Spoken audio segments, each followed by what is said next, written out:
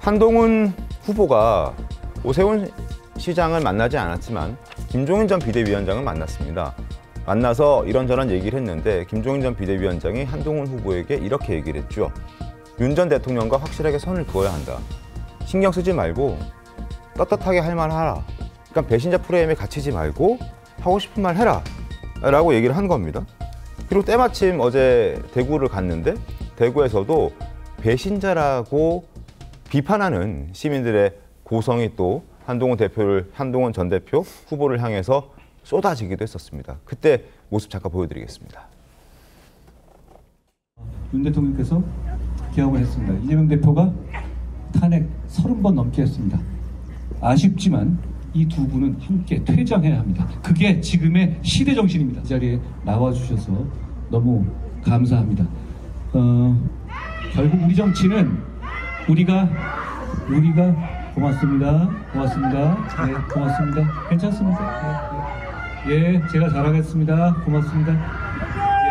예. 괜찮아요. 조심하세요. 괜찮아요. 예. 다수 후보들이 그 윤심이라는 것을 얘기하고 네. 윤심팔이를 하고 있는 것 같아요. 지금 대한민국에서는 민심이 윤심보다 딱 5천만 배 더 중요합니다. 한동훈 후보는 SNS에도 이런 글을 올렸는데요. 화면 함께 보죠. 자, 한동훈 후보가 지금 SNS에 어떤 글을 썼냐면 민심이 윤심보다 5천만 배나 더 중요하다라는 글을 올린 겁니다. 그러니까 윤 대통령의 마음을 얻으려고 윤 대통령의 이야기를 전하는 후보들보다 본인이 더 잘하고 있다. 그리고 본인처럼 민심을 더 생각해야 된다는 걸 강조하고 있습니다. 어쨌든 국민의힘 후보들 가운데서는 지금 여러 가지 목소리들이 나오고 있고 윤 대통령과의 어떤 관계 설정을 해야 되느냐가 지금 고민거리인 것 같습니다. 송국근 본부장님, 어떻게 좀 보셨습니까? 일단 5천만 민심이 전부 다 윤석열 전 대통령에게 떠났다는 것을 전제로 하고 저렇게 표현을 하잖아요. 네. 그리고 김종인 전 비대위원장도 윤석열 전 대통령과 선을 그어라 했는데 정치인에게 선을 그어라 했는데 그러면은 유권자들이 다 선을 그었느냐. 그동안 그 탄핵에 반대를 해서 거리에서 나왔던 유권자들도 있고 이 유권자들이 먼저 선을 그어야지 그다음에 정치인들이 선을 긋는 것이지 유권자들은 아직 선을 긋지 않고 그 어떤 탄핵에 대해서 인정을 하지 못하는 그런 유권자도 있어요. 네. 현실적으로. 네. 그런데 무조건 선을 그어라 하는 것은 정치인이 먼저 선을 긋는 것은 아니고 민심이 먼저 선을 그어야 되는 것이죠. 그러니까 그런 부분에서 적절한 표현은 아니었다고 저는 생각을 하고 그다음에 대구 민심 같은 경우는 한동훈 전 대표가 그때 처음에 정치를 시작을 한다고 결심을 했던 게 동대구역에서였어요.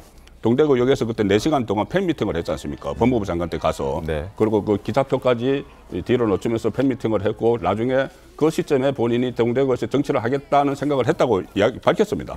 그러면은 그것은 결국은 어떤 보수의 가치, 보수 정치인으로서 자리매김하겠다는 이야기랑 마찬가지예요. 네. 대구에서 그렇게 했다고 하는 것은. 네. 그런데 지금 대구에서는 아무래도 다른 지역에 비해서는 윤석열 전 대통령 탄핵에 대해서 반대하는 그 여론이 다른 지역에 비해서는 많았죠. 그렇죠. 많았는데 한동훈 전 대표는 실질적으로 탄핵에 앞장을 섰지 않습니까? 그 탄핵 소찬이 통과될 때. 그렇기 때문에 대구에서 별로 그 환영을 받지 못하는 것인데 그것을 앞으로 한동훈 전 대표가 정체성을 어떻게 가져가야 될지 그것이 이제 대구에서 반론 호응의 그 바로미터가 되겠죠. 네, 근데 여기서 또 주목할게요. 한동훈 전 대표뿐만이 아니라 다른 국민의힘 주자들도 서서히 윤 전 대통령과 거리두기를 하려는 것 아니냐 이런 해석들이 나오고 있기 때문입니다. 한번 목소리부터 들어보겠습니다. 나는 전 대통령 정권을 용병 정권이라고 신작 이야기를 했습니다. 예, 그러셨죠. 그랬죠. 예. 그래서 각자의 길을 가면 되죠. 대통령의 마음을 파는 모습도 안 좋고 또 대통령을 또 자꾸 언급하는 것도 좋지 않다고 생각을 합니다. 윤석열 대통령을 이제야만이 대선을 치르는데 탈당의 문제는 본인이 결정하는 부분이니까 그건 윤 전 대통령이 지혜롭게 판단.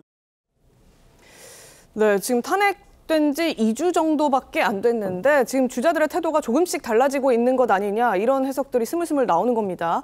지금 보시는 것처럼 김문수 후보 탈당 등의 문제는 윤석열 대통령이 알아서 판단하실 문제. 유정복 후보, 이제 윤석열 전 대통령 입자, 언제까지 윤심에 기대서 선거를 치를 생각이냐. 한동훈 후보, 민심이 윤심보다 5천만 배 더 중요하다. 홍준표 후보까지 윤석열 전 대통령과의 관계는 각자의 길을 가면 된다. 이런 얘기를 했습니다.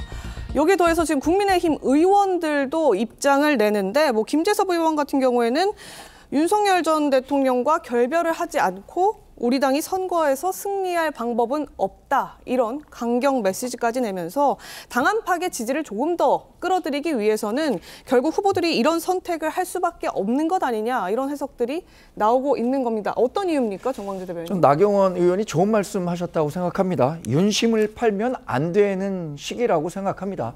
그리고 한동훈 후보가 얘기한 윤심보다 민심이 5천만 배 중요하다라고 한 것은 어차피 윤석열 대통령도 한 표고 나머지 다른 유권자들도 한 표를 갖고 있다는 원론적인 얘기고 윤심이 민심과 지나치게 괴리됐다 이런 것을 전제로 얘기했다고 생각하지 않는데요. 네.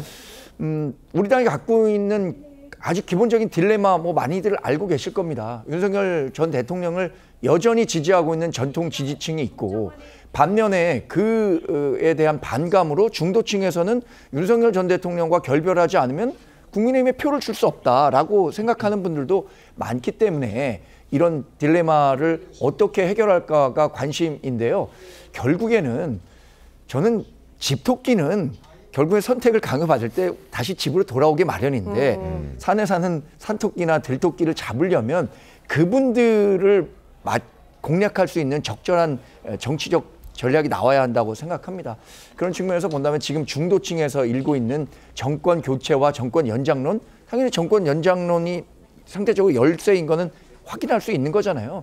중도층들을 우리 편으로 데려오려면 윤석열 전 대통령과의 거리 두기는 이제 일정 정도 필요한 것 아니냐라는 문제 제기를 당내 여러 의원들이 하고 계신 것 같고요. 실제로 윤심이 중요하다고 생각하는 분들도 그런 현실에 직면하게 됐을 때는 이제 윤석열 전 대통령이 적어도 자신의 정치적 영향력을 국민의힘에 행사하려고 하면 안 된다는 기본적인 마음을 갖고 있는 것 아닌가 그렇게 봤습니다. 알겠습니다. 자, 집토끼, 산토끼. 이 토끼라는 표현이 사실 저희 많이 쓰기도 했었는데 이게 유권자들을 좀 비하하는 그런 표현으로 인식될 수 있다고 하는군요. 그래서 요즘 특히나 이제 대선 국면이기 때문에 이런 부분들은 저희가 또 바로 잡도록 하겠습니다.